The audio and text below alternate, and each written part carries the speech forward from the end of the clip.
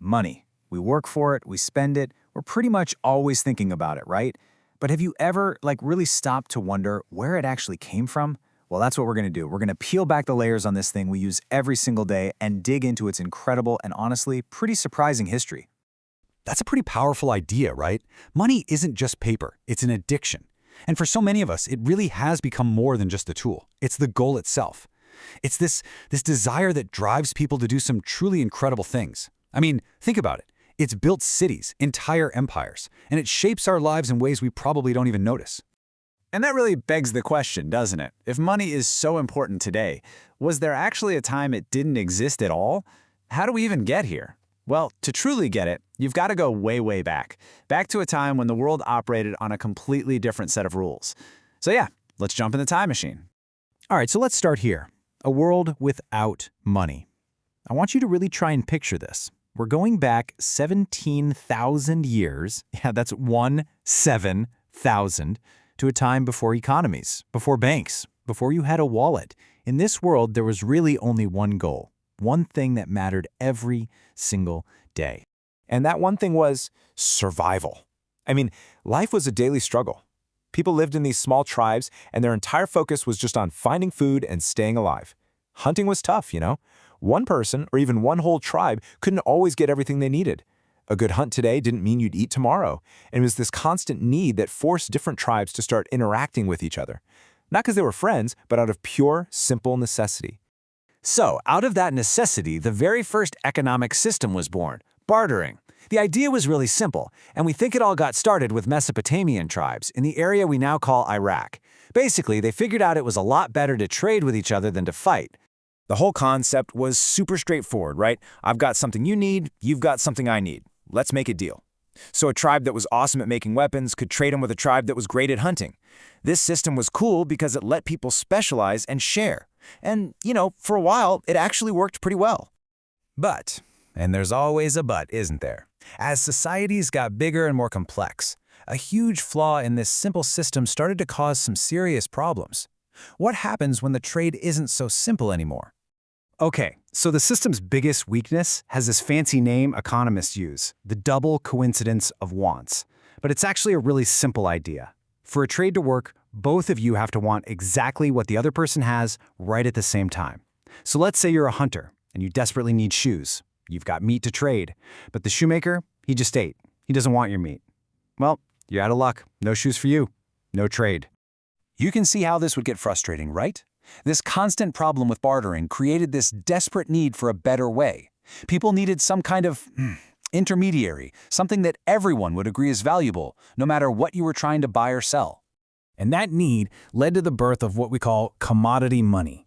Basically, people started using common, useful, or just desirable items as a stand-in for money. We're talking about things like knives, axes, tobacco, even livestock like goats and cattle became early forms of currency. And kind of shockingly, sometimes even people were used as currency. Their labor or their servitude was traded like a valuable asset. Now, commodity money solved one big problem, but you guessed it, it created a bunch of new ones. First off, value was all over the place. Like, how many axes is one goat worth? Who even decides that? And what if you only need something worth half a goat? You can't exactly give change by, cutting the goat in half. And second, and this is a big one, this kind of money wasn't durable at all. Your entire wealth could literally just die or rot away. Not great. So you can see this long journey unfolding. People were trying to find a better way, and they started to realize what they needed. They needed something that was durable, something portable, and something with a standard value that everyone could just agree on. And the solution they landed on? Metal. And this was a total game changer. Around 600 BC, over in Lydia, which was part of ancient Greece, they started stamping out the first standardized coins from a mix of gold and silver.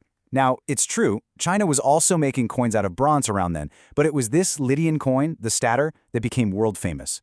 It basically sparked a revolution, and pretty soon rulers everywhere started minting their own coins. Okay, so coins fixed the whole value and durability problem. Awesome. But as trade started to get bigger, expanding across oceans, a brand new problem popped up. Coins are heavy, like really heavy. Trying to transport a fortune in gold was super difficult, it was inefficient, and let's be honest, it was incredibly risky. So traders needed something lighter, something easier to handle for these huge deals. And it's funny, the very things that made coins a pain, their weight, their bulk, the risk of getting robbed, that's what paved the way for the next great innovation in money. And that big innovation? It came from Mongol China. We're talking 1289 AD. The ruler Kublai Khan. Yep, Genghis Khan's grandson. He introduced the world's first official government-backed paper money. And it was pretty clever. He had it made from the bark of mulberry trees.